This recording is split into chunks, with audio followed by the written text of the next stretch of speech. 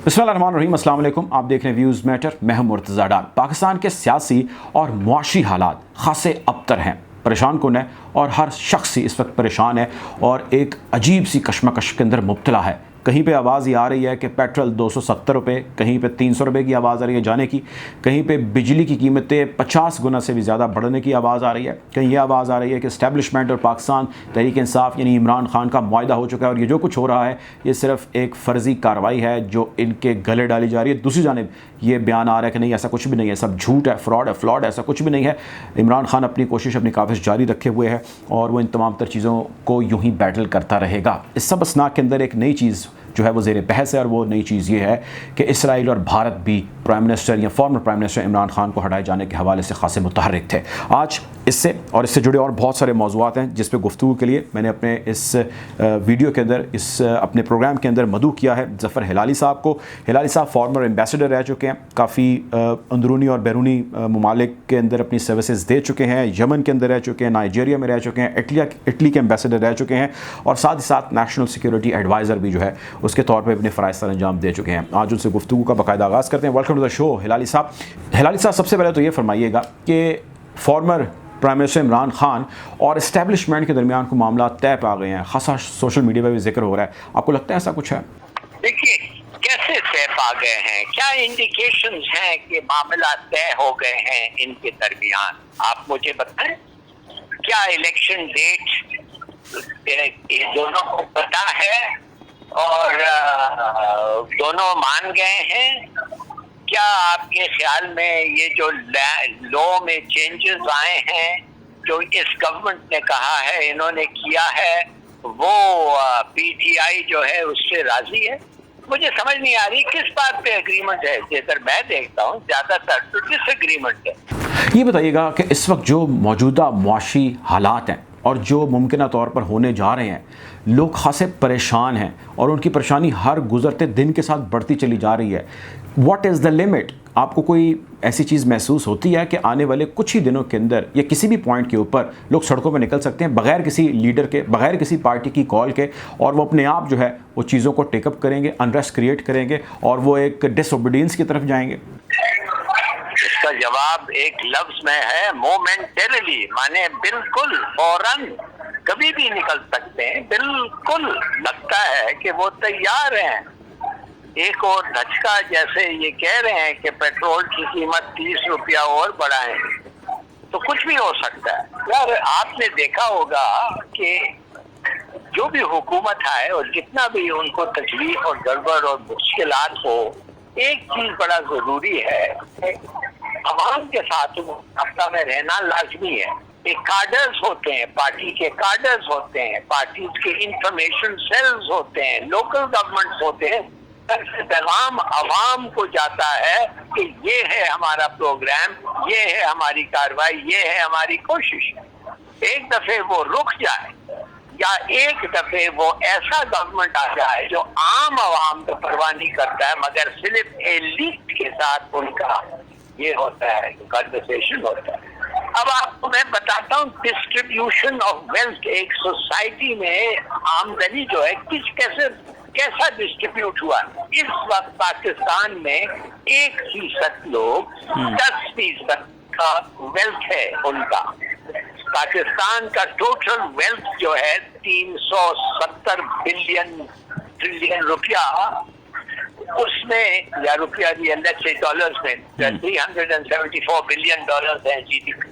उसमें 1% जो हमारा पॉपुलेशन है 10% कंट्रोल करता है और 20% जो है 50% कंट्रोल करता है। अब यही लोग बेनिफिट करते हैं। देखिए, पार्लियामेंट में क्या है पाकिस्तान में, मैं आपको बताता हूँ। फ्यूडल्स हैं, बड़े जमींदार हैं, बिजनेसमैन हैं, बड़े अमीर लोग हैं। इन लोग क्या करते हैं, ये सब्सिडीज देते हैं। सीधा हाथ इनका सब्सिडी वोट करता है पार्लियामेंट में और उल्टा हाथ जो है वो सब्सिडी को रिसीव करता है।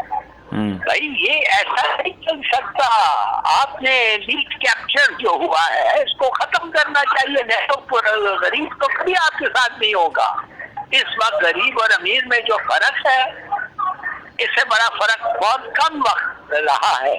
तो آپ کو پتا ہے کہ پاکستان کی مڈل کلاس جو 46% تھی پاپولیشن کی 2009 میں، اس وقت 2019 میں جب وہ 36 ہو گیا، 36% رہ گئے، 10% ہے پاورٹی. تو دیکھیے پلیز انڈرسٹینڈ، جو ملک کو چلانا ہے تو ڈفرینسز جو ہیں، یہ گیپس جو ہیں، فرق جو ہے، اس کو کم ہونا چاہیے، یہ تو زیادہ ہو رہے ہیں. اچھا یہ چیز فرمائیے گا ہلالی صاحب کہ فارمر پرائم منسٹر نے کل ہی اپنے ایک جلسے میں خطاب کرتے ہوئے بھی کہا، اس سے پہلے بھی انہوں نے کہا کہ ان کی حکومت کو یا ان کی رجیم چینج کے اندر امریکہ کا تو کردار تھا ہی، لیکن اس کے ساتھ ساتھ انہوں نے کہا کہ بھارت اور اسرائیل نے بھی بڑا جو ہے وہ کرٹیکل رول پلے کیا ہے. آپ کا کیا اوپینین ہے اس کے بارے میں؟ 100% ٹھیک کہہ رہا ہے. آپ مجھے بتائیں، پاکستان کو ختم ہونا، مٹ جانا، پاکستان کے نیوکلیئر ایسٹس کو لے لینا، پاکستان کو توڑنا 2 3 4 ٹکڑے میں، کون سے ملک ہیں جو بینیفٹ کریں گے؟ ایک ہے بھارت، جو وہ کبھی چھپاتا ہی نہیں ہے، وہ تو کہتا ہے کہ توڑو اس کو. مودی مسلمان، وہ تو کہتا ہے ان کو ختم کرو، یہ ہمارے لوگ ہی نہیں ہیں.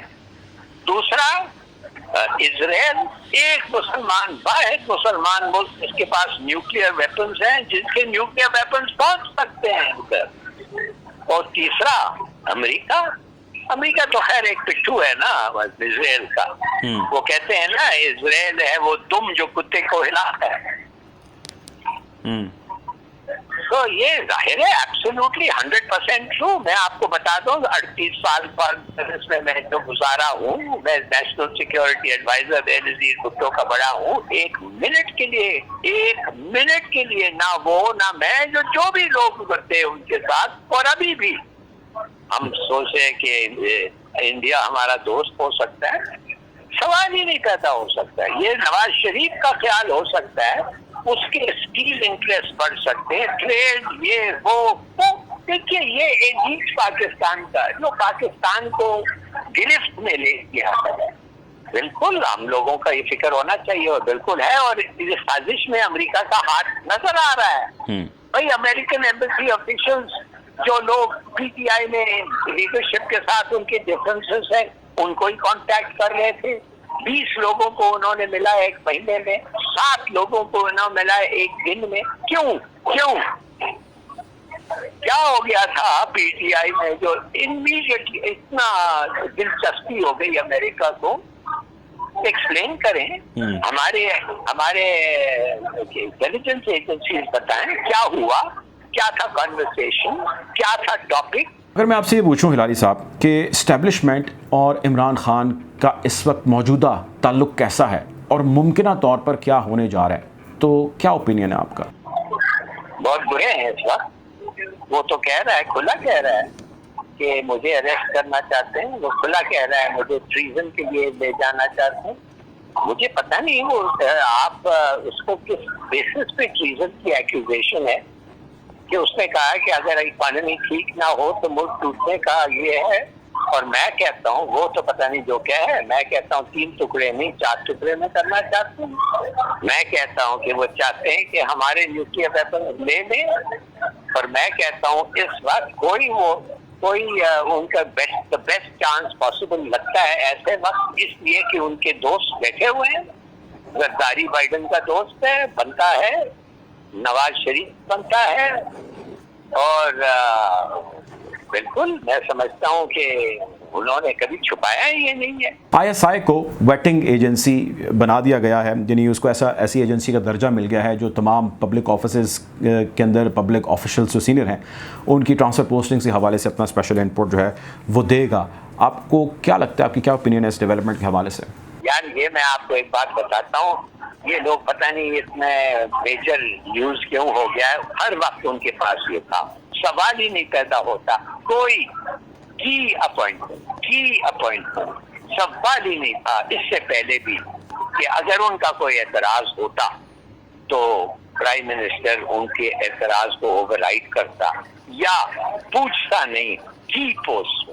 اب یہ دوسری بات ہے، ڈرائیور کا پوسٹ ہے. اب تو ایسا لگتا ہے پتہ نہیں انہوں نے آج کا نوٹیفیکیشن کا ورڈنگ کیا ہے، کیا ڈرائیور کی ڈرائیوری بھی ایسے احساس اداروں میں ISI کرے گی یا کچھ میجر بڑے پوسٹ، اور بڑے پوسٹ انفارملی، یہ system has always been in existence. بہت شکریہ جی. ہمارے ساتھ موجود تھے ظفر ہلالی صاحب، جرنلسٹ ہیں، اینالسٹ ہیں، اس سے پہلے ایز اے ڈپلومیٹ اپنے فرائض سر انجام دے چکے ہیں. بہت شکریہ آپ کا ہمیں آج جوائن کرنے کے لیے.